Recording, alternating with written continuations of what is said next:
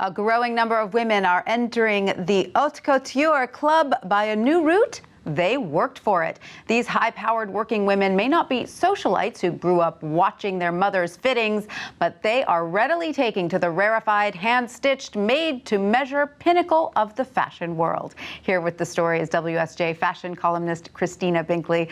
Hi, Christina. This story makes me so happy. Good for them. Who are some of these working women who've been spotted in Haute Couture? Well, there are a growing number of them, as you say. For instance, Deborah Lee, you may know her as the CEO of BET. You see her at the BET Awards. She's been buying Haute Couture for several years. It's one of the reasons why her clothes look truly fabulous and fit her so well, often on the red carpet. Fantastic. It's so great to hear. I love that story because we think that, you know, Haute Couture is only a club for socialites or for Arabian princesses. So it's wonderful to hear that. But remind us of the strict rules that surround Haute Couture. It's a very carefully regulated industry by the French government, correct? Yes, it is, and not just any designer can do it. There are only about 24 designers that show during the Haute Couture week, and only about a dozen of them are actually officially haute couturiers. There's the Ministry of Industry in France regulates who can use that appellation. They use that word as though it were fine wine, and they look at everything from how the products are made to the materials they use. They have to be handmade. They should be made in Paris. There's a whole bunch of rules. Wow. Now, what is the typical price tag on one of these gowns, and what can a client expect to get for that?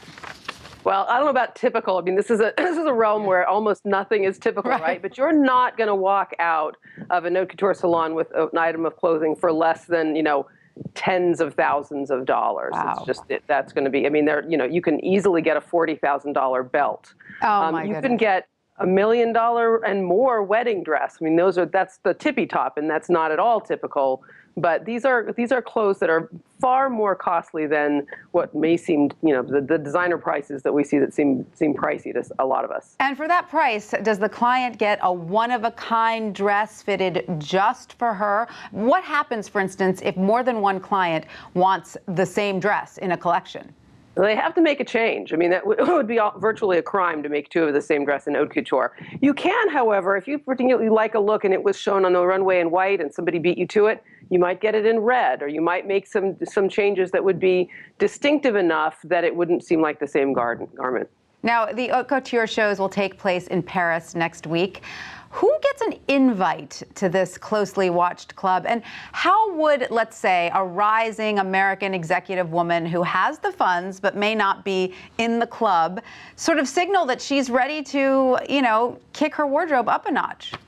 Well, you can't just phone up and say, I'd like to go. I mean, that maybe if you're a very famous person and you know a lot of the right people, but for most of us, we would need an entree. But that can be, for instance, a personal stylist. A lot of women have personal shoppers who know somebody at the house. If you want to go to Dolce & Gabbana's Alta Moda show, you may know somebody at one of the boutiques, and they can discuss that with people if they think that you are likely to be a buyer. They're going to be welcoming you to that show. Now, designers say that they're seeing more of these American working women. What other groups are on the rise? And again, these aren't women who grew up sort of, as you put it in your story, at their mother's knee. So is there a sort of an education that's going along with this?